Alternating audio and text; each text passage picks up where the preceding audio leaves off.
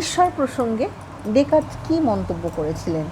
ঈশ্বরের অস্তিত্ব সাধনের প্রয়োজনীয়তা এবং তার গুরুত্ব। Necessity and importance for God's existence. ডেকার্টের দর্শনের প্রথম অস্তিত্বসূচক এবং সংশয়াতীত যে বচনটা সেটা হলো আমি আছি। চিন্তাশীল সত্তা রূপে আমি রয়েছি। আমি চিন্তা করছি, সুতরাং আমি আছি। আমি চিন্তনকর্তা রূপে ব্যক্তিবিশেষ, এবং ডেকার্তের মতে যে আমি চিন্তা করছি, ডেকার্তের যে আত্মা অপর কোনো ব্যক্তির নয়। এই অবস্থায় ব্যক্তিবিশেষ তার আত্মা অতিরিক্তভাবে অন্য কিছুর, যেমন অপরাপর ব্যক্তির বাহ্য জড়জগতের অস্তিত্ব সম্পর্কে নিঃসংশয় হতে পারে না। এই অবস্থায় ব্যক্তি কেবল এটাই বলতে পারে যে চিন্তনকর্তা রূপে কেবল আমি আছি। আমি যখন যেহেতু চিন্তা করছি, তাই চিন্তনকর্তা রূপে আমি রয়েছি।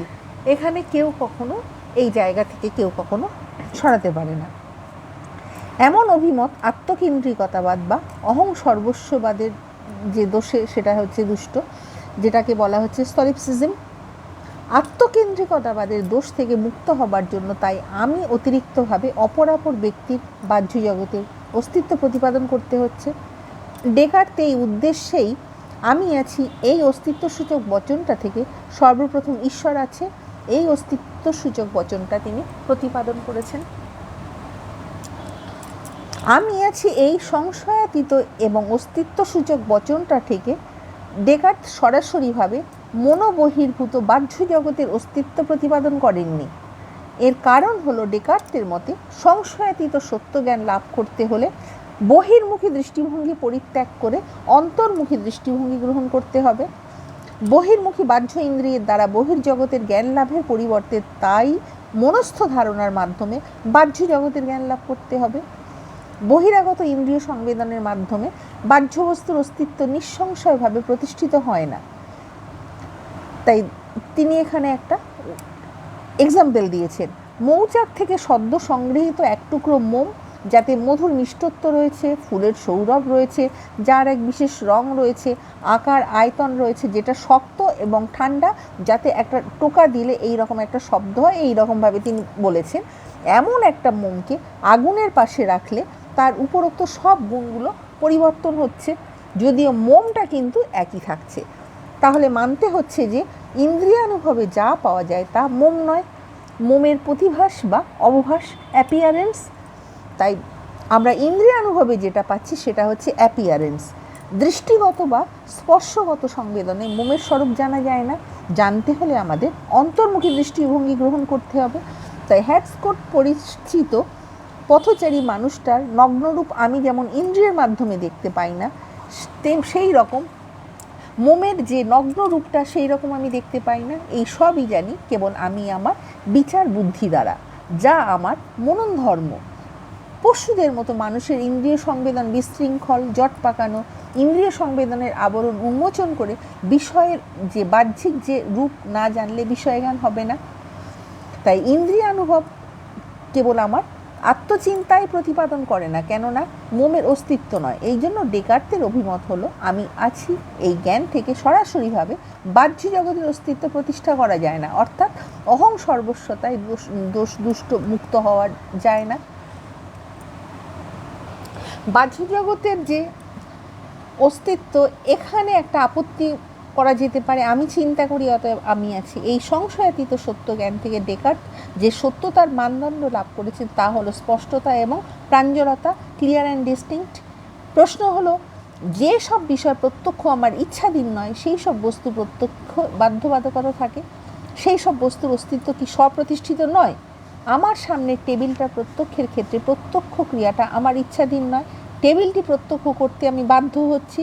এমন ক্ষেত্রে ওই প্রত্যক্ষকে কি স্পষ্ট এবং প্রাঞ্জল বলা যাবে না? প্রশ্নোত্তরে ডেকার্ট তিনি বলছেন যে ইন্দ্রিয় অভিজ্ঞতা মাত্রই অস্পষ্ট এবং বিবিক্ততা বর্জিত। বিশুদ্ধ বুদ্ধি সঞ্জাত প্রত্যক্ষই কেবল স্পষ্ট এবং প্রাঞ্জল হতে পারে। একথা কথার নিহিত অর্থ হলো, যে জ্ঞানের বিরুদ্ধ জ্ঞান আমার বুদ্ধির কাছে আত্মবিরোধী, কেবল সেই জ্ঞানই স্পষ্ট এবং প্রাঞ্জল। স্বপ্ন অভিজ্ঞতা আমার ইচ্ছাধীন না হলেও সেই অভিজ্ঞতার বিষয় কোনো বাহ্য বিষয় নয়। আমার সামনে টেবিলটার ক্ষেত্রে এমন কিন্তু চিন্তা করা চলে। এমন চিন্তা করার মধ্যে কোনো দোষ নেই, অর্থাৎ এমন চিন্তা স্ববিরোধী নয়। ঈশ্বর আমাদের বুদ্ধিকে এমন দূষিত করে দিয়েছেন যে বাহ্য জগতের বাস্তবিক যে যে তার অস্তিত্ব রয়েছে সেটা না থাকলেও আমরা তাকে প্রত্যক্ষ করি। যেমন স্বপ্ন অভিজ্ঞতায় বাঘ প্রত্যক্ষ করি, বাহ্য জগতের অস্তিত্ব তাই সংশয়যোগ্য।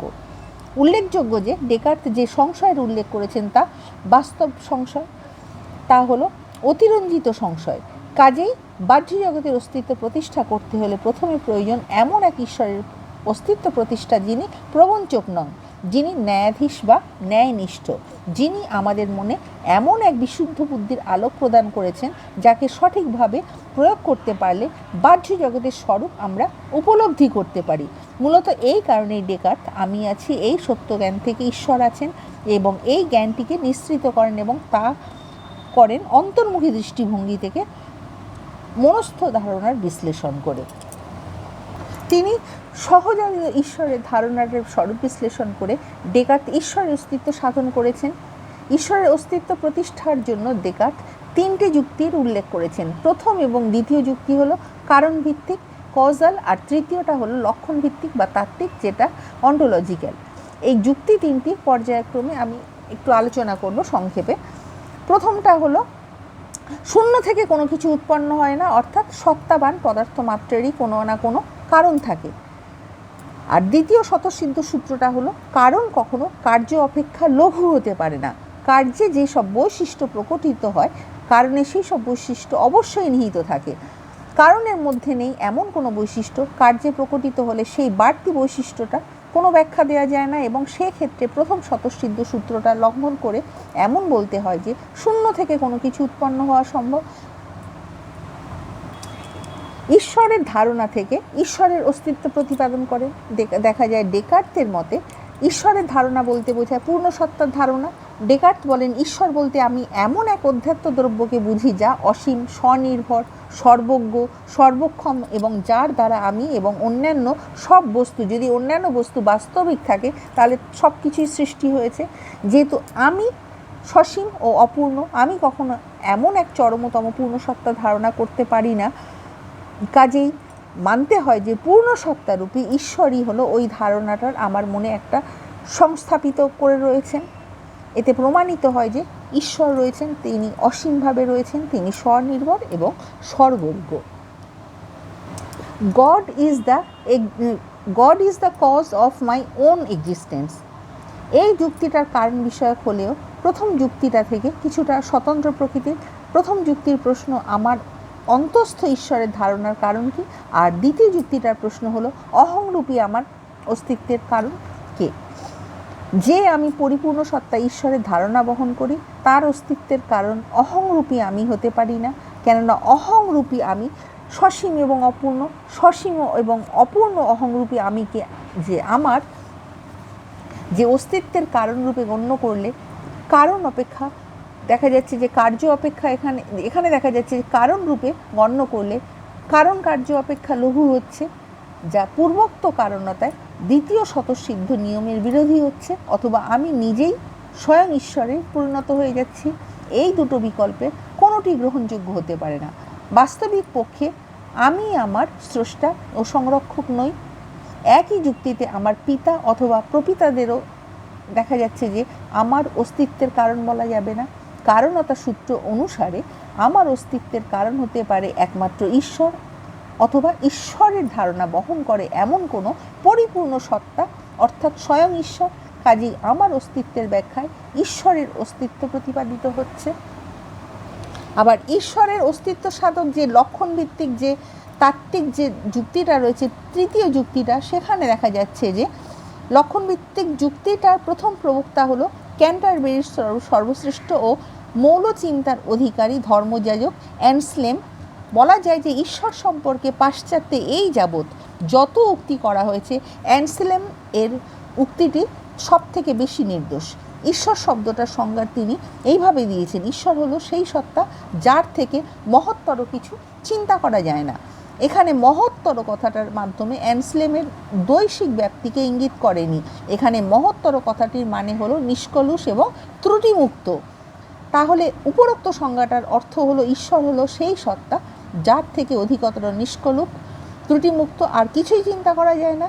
ঈশ্বরের ধারণাকে এইভাবে গ্রহণ করলে ওই ধারণা থেকে ঈশ্বরের অস্তিত্ব অনিবার্যভাবে প্রতিষ্ঠিত হয়। এটাই হলো অ্যানসলেমের যুক্তির সার কথা। ঈশ্বর যদি এমন এক সত্তা যার থেকে মহত্তর কিছু চিন্তা করা যায় না, তাহলে যে চিন্তা কেবল ধারণার রূপে মনে রয়েছে তদপেক্ষা বৃহত্তর হবে সেই চিন্তা যা ধারণা রূপে মনে আছে এবং ধারণার বিষয়টার বাস্তব অস্তিত্ব আছে। ঈশ্বরের ধারণা থেকে তাই ঈশ্বরের অস্তিত্ব অনিবার্যভাবে নিঃসৃত হয়। ঈশ্বরের ধারণাটা এমন এক ব্যতিক্রমী ধারণা, এক অনন্য ধারণা। ডেকার্ট তাই বলছেন, অস্তিত্ব বর্জিতভাবে যে কোনো বিষয়ের চিন্তা করা গেলেও ঈশ্বরের চিন্তা করা যায় না, কেননা অস্তিত্ব হলো ঈশ্বর চিন্তার এক আবশ্যিক ধর্ম বা লক্ষণ ধর্ম।